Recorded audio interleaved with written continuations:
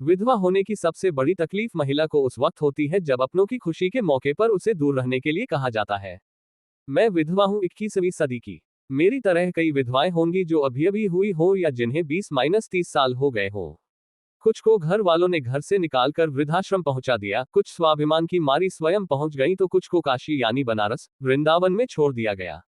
वहीं कुछ सुहृदे बच्चों ने उन्हें यह महसूस ही नहीं होने दिया कि वे त्याज्य हैं। उन्हें पहले की तरह ही गले लगाए रखा। उनके सम्मान में कोई कमी नहीं आई। उनका जीवन धन्य हो गया। और जो निराश्रित हो गईं वे नारकीय जीवन जीने को विवश हो गईं।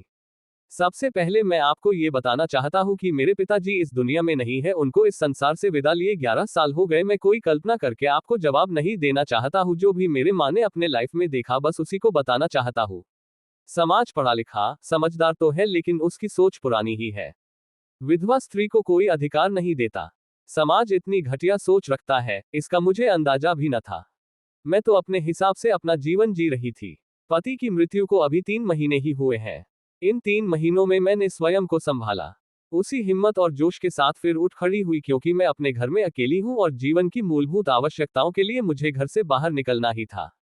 देखिए, जहां तक मुझे पता है ऐसा अगर महिला के साथ हो जाता है वह अंदर से एकदम टूट जाती है और दुनिया में अगर उसे कोई भी मिल जाए तब भी वह उसे वैसा खुशी नहीं दे सकता जैसा उनके पति दे सकते हैं।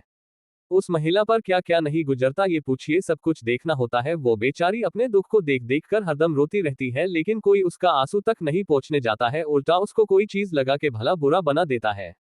एक महिला के पति खो देने से उसके परिवार का हर खुशी चला जाता है। जब कोई चीज पड़ता है, जैसे कि कोई तीज त्योहार हो, तो उसे खुशी की जगह आंख से आंसू नजर आते हैं, जैसे कि मेरे माँ और मेरे सभी भाई बहन के साथ भी होता है।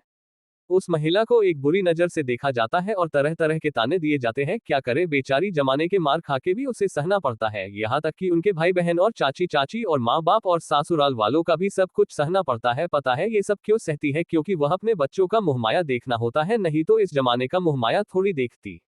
माँ तो माँ होती, चाहे वह इंसान की माँ हो चाहे वह जानवर की माँ हो। माँ तो माँ होती है जिसका कर्ज दुनिया का कोई शख्स भर नहीं सकता।